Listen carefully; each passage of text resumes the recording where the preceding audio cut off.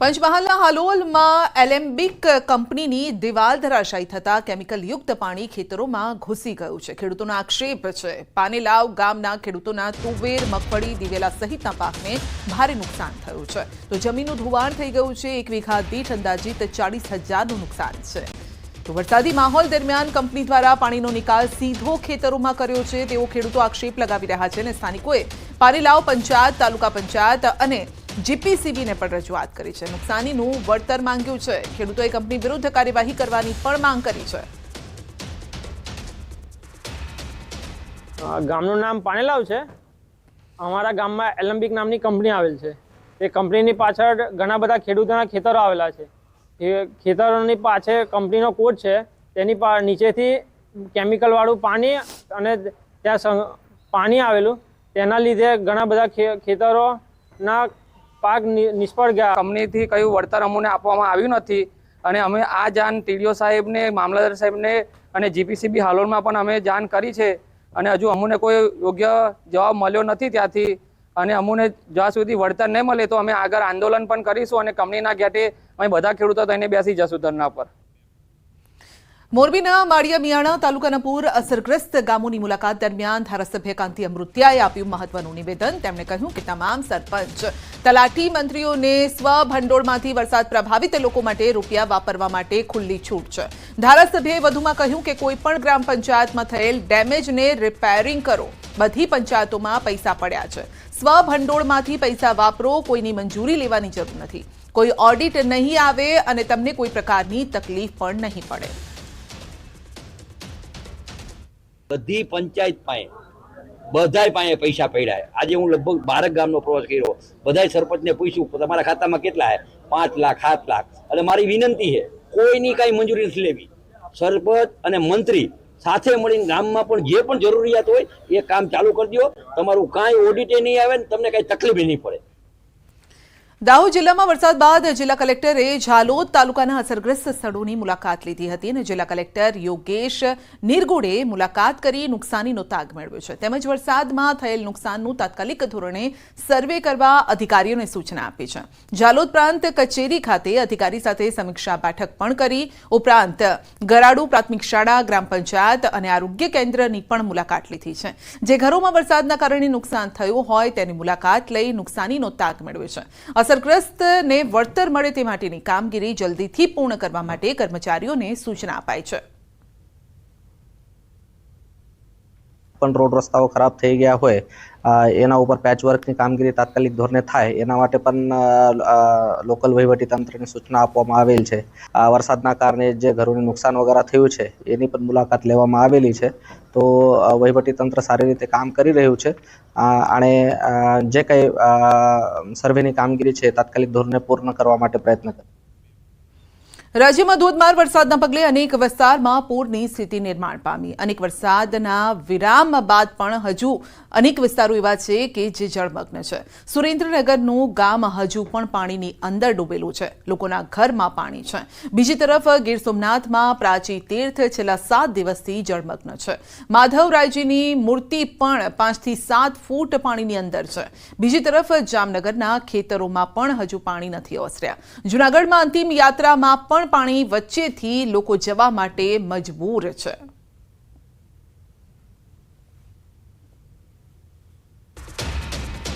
તો સુરેન્દ્રનગરના થાન તાલુકાના તરણેતરના ખાતે વિશ્વ પ્રસિદ્ધ તરણેતરનો ભાતીગળ લોકમેળો ચાલુ વર્ષે પણ પરંપરાગત રીતે યોજાશે। 6 સપ્ટેમ્બરથી 9 સપ્ટેમ્બર સુધી યોજાનાર આ મેળાના આયોજનને લઈને તરણેતર ગ્રામ પંચાયત ખાતે બેઠક યોજાઈ। ચાલુ વર્ષે પણ રાબેતા મુજબ તરણેતરનો લોકમેળો 4 દિવસ માટે યોજવાનો નિર્ણય લેવાયો છે। આ બેઠકમાં સાંસદ ચંદુભાઈ શિહોરા, કલેક્ટર કેસી સંપટ, જિલ્લા પોલીસ વડા ડોક્ટર ગિરીશ કુમાર પંડ્યા સરપંચની ઉપસ્થિતિ રહી અને આ અગાઉ તરણેતર ગ્રામ પંચાયત દ્વારા વરસાદની પરિસ્થિતિને ધ્યાને લઈને મેળો નહીં યોજવા થોડા દિવસો પહેલા કલેક્ટરને રજૂઆત પણ કરી હતી। પંચમહાલ જિલ્લામાં વરસાદે વિરામ લીધો છે અને ત્યારે ભાદર સહિતના ઉપરવાસના ડેમમાં પાણી છે. પોરબંદર જિલ્લામાં એ પાણી ફરી વળ્યા. ખાડી કાંઠાના વિસ્તારો તેમજ ઘેડ પંથકમાં પાણી ભરાયા. પૂરગ્રસ્તોને એસડીઆરએફ, નેવી, કોસ્ટગાર્ડની મદદથી સહી સલામત સ્થળે ખસેડવામાં આવ્યા. પૂરગ્રસ્ત વિસ્તારોમાં તંત્રએ 91 લોકોનું રેસ્ક્યુ કર્યું, 50 લોકોને એરલિફ્ટ કર્યા, 1800 જેટલા લોકોનું સ્થળાંતર કરવામાં આવ્યું છે. તો સાયક્લોનને લઈને જિલ્લા વહીવટીતંત્ર અલર્ટ મોડ પર. માછીમારોને દરિયો ન ખેડવા પણ અપીલ કરાઈ છે. SDRF, police, marine commando force, navy અને કોસ્ટગાર્ડ આમ તમામ એજન્સીઓની મદદથી જ્યાં જે પ્રકારની પરિસ્થિતિ હતી એ પ્રમાણે રેસ્ક્યુ ઓપરેશન હાથ ધરવામાં આવેલા છે.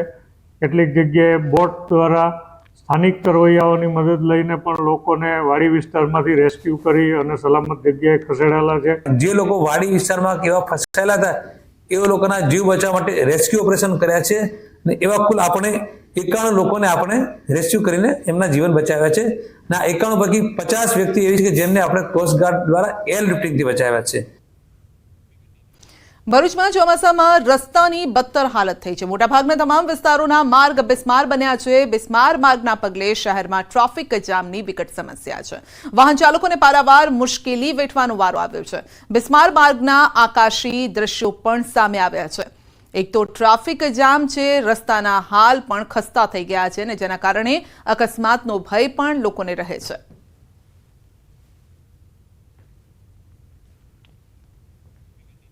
બનાસકાંઠામાં ખેડૂતોએ વરસાદી પાણીનો સિંચાઈ માટે સંગ્રહ કર્યો છે. ખેડૂતોની આ પહેલથી ભૂગર્ભનું જળસ્તર ઊંચું આવ્યું છે. ડીસા તાલુકાના માલગઢ ગામમાં ખેડૂતોએ વરસાદી પાણીને જમીનમાં ઉતારવા ઢાળ પરથી એક પ્લાન્ટ તૈયાર કર્યો. આ પાણીના કારણે બોરવેલ રિચાર્જ થઈ રહ્યા છે. ખેડૂતોનું કહેવું છે કે પહેલા ખેતરોમાં ઘૂંટણસમાં પાણી ભરાઈ જતા, વાવેતરનો ખર્ચો પણ માથે પડતો, પરંતુ ધારાસભ્યના માર્ગદર્શન હેઠળ સરકારી યોજનાની મદદથી વરસાદી પાણીના સંગ્રહ માટે ચેનલ તૈયાર કરી છે, જેના દ્વારા પાણીનું તળ પણ ઊંચું આવ્યું છે અને આ પાણીનો ઉપયોગ ખેતીમાં કરી શકાય છે.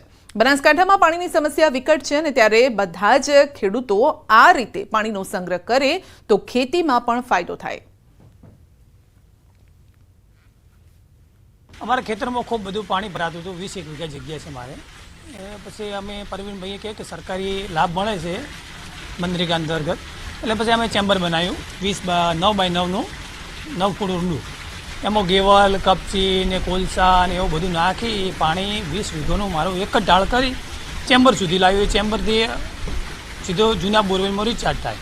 ડીસાના ધારાસભ્ય શ્રી પરવીનભાઈ માળીએ પાણીનું જળ ભૂગર્ભ કરવાનું સિસ્ટમ કર્યું છે. એના લીધે ખેડૂતો ખેતરની અંદર કે એના ઘરની આજુબાજુ કુંડીઓ બનાવી ગેવલ ભાઠા નાખી, પથ્થર નાખી અને એ પાણી બોરની અંદર મૂકે છે. એટલે અમારે ખેતરનું પણ પાણી નિકાલ થઈ જાય અને એ પાણી જમીનની અંદર જાય. એના લીધે અમારું પણ તળ પણ અધર આવી જાય છે. એના લીધે આવા દરેક ખેડૂતોને નમ્ર વિનંતી છે કે આવી સિસ્ટમ કરો એટલે આપણા તળ ઊંચા આવી જાય અને આપણું પાકને પણ નુકસાન ના થાય. બુલેટિનમાં આગળ વધીશું નાનકડા બ્રેક બાદ.